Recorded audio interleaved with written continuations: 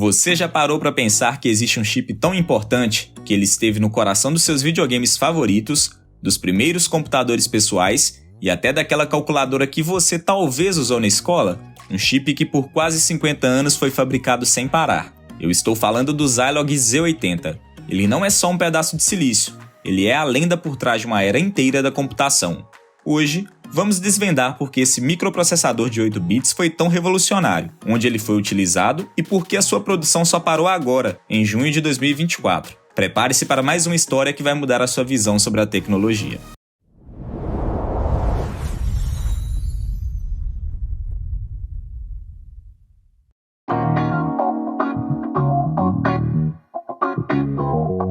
Para entender o Z80, precisamos voltar para meados dos anos 70. Naquela época, o microprocessador Intel 8080 era o rei do pedaço, mas um engenheiro brilhante chamado Federico Faggin, que havia liderado o desenvolvimento do próprio 8080 na Intel, não estava feliz. Ele sentia que a Intel estava mais focada em memórias do que em microprocessadores. Então, em 1974, Faggin, junto com Ralph Engerman, fundou a Zilog. Pouco depois, Masatoshi Shima, outro gênio que trabalhou com Faggin nos chips da Intel, se juntou à equipe. A ideia inicial era fazer um microcontrolador simples, mas eles logo perceberam que não conseguiriam competir em preço. A solução? Criar um microprocessador mais complexo que eles chamariam provisoriamente de Super 80. O objetivo era ambicioso, ser compatível com o Intel 8080, mas muito melhor. Com um investimento inicial da Exxon Enterprise, o projeto decolou. E assim, em julho de 1976, o Zilog Z80 foi lançado, pronto para conquistar o mundo.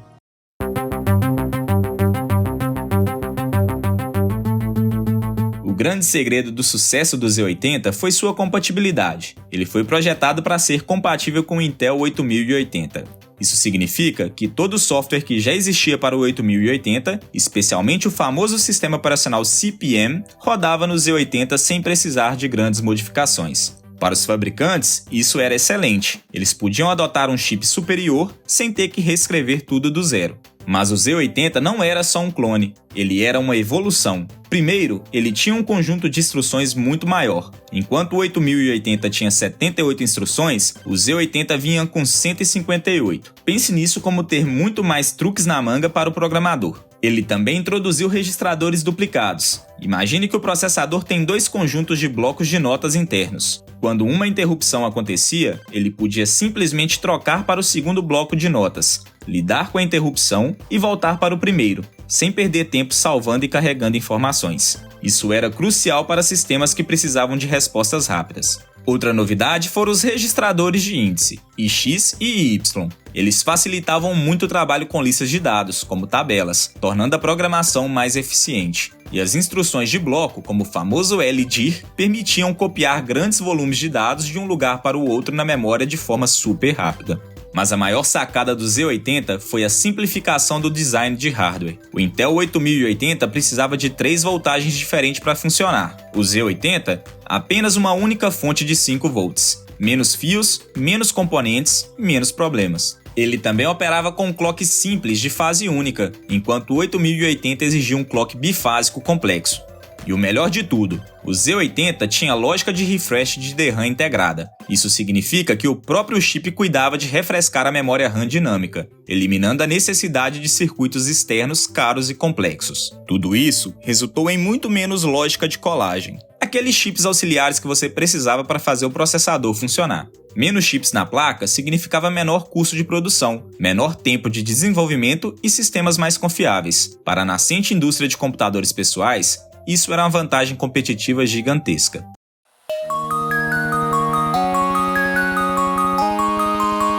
Com todas essas vantagens, o Z80 se espalhou como fogo. Ele foi o cérebro de alguns dos computadores domésticos mais icônicos da história. Podemos citar a linha Sinclair ZX Spectrum, que introduziu milhões de europeus à computação. Os computadores Amstrad CPC, a arquitetura MSX super popular no Japão e aqui no Brasil, com modelos como o Hot Beat e o Expert, e a série Tandy TRS-80, que até tinha o Z80 no nome. No mundo dos negócios, o Z80 era um motor de máquinas que rodava o CP/M, como o famoso Osborne One, um dos primeiros computadores portáteis, e a série K-Pro. Alguns computadores como o Commodore 128 e o DSA Rainbow 100 usavam o Z80 como um coprocessador, permitindo que eles rodassem software CP/M além de seus próprios sistemas. E até em laptops portáteis da época como o Epson PX8 Geneva e o Cambridge Z88, o Z80 estava lá, graças às suas versões de baixo consumo de energia. Mas não foi só nos computadores que ele brilhou.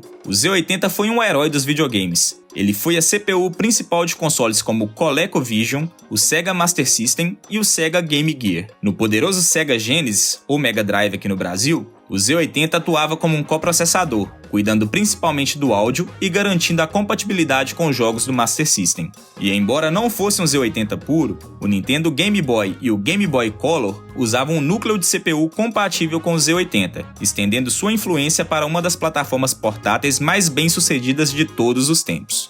E quem se lembra da idade de ouro dos arcades? O Z80 estava em todo lugar. O icônico Pac-Man usava um Z80 para sua lógica de jogo. Jogos mais complexos como Scramble usavam 2 Z80 e o Galaga chegava a usar 3. Isso mostra como os desenvolvedores já exploravam o processamento paralelo, mesmo com chips de 8 bits, para criar experiências de jogo mais ricas. E não para por aí. O Z80 foi originalmente concebido para sistemas embarcados, e é aí que sua confiabilidade realmente se destacou.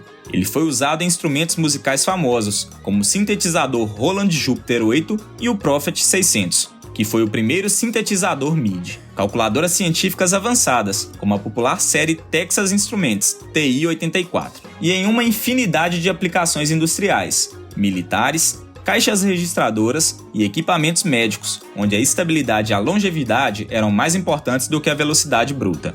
O Z80 era o canivete suíço da história da computação, um chip que simplesmente funcionava em qualquer lugar que você precisasse de um cérebro eletrônico confiável.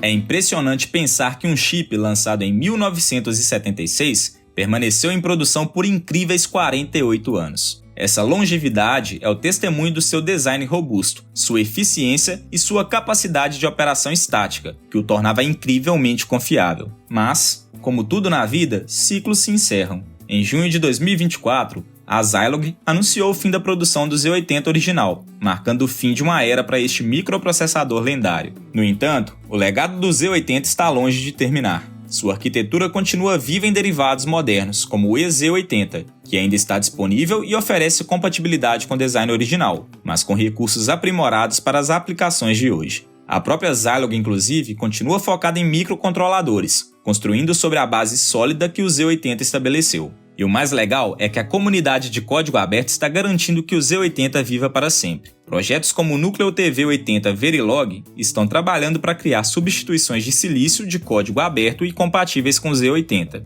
Isso significa que, mesmo que o chip físico não seja mais fabricado, sua essência e sua capacidade de ser estudado e utilizado continuarão disponíveis para as futuras gerações de engenheiros e entusiastas. O Z80 não foi apenas uma peça de silício, ele foi um professor silencioso, introduzindo milhões aos fundamentos da arquitetura de computadores e da programação. Muitos dos engenheiros e cientistas da computação de hoje cortaram os dentes aprendendo com o Z80, e isso moldou diretamente o campo da computação por décadas. Então, como vimos, o Zilog Z80 não foi só um chip, foi um catalisador, um professor e um alicerce que ajudou a construir o mundo digital que conhecemos hoje.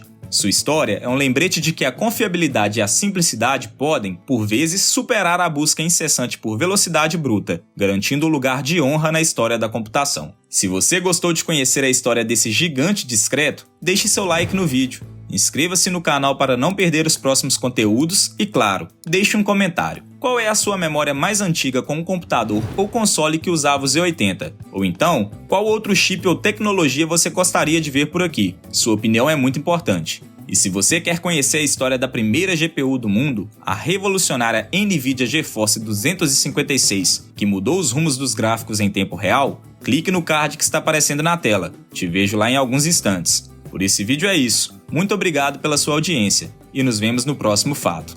Até lá!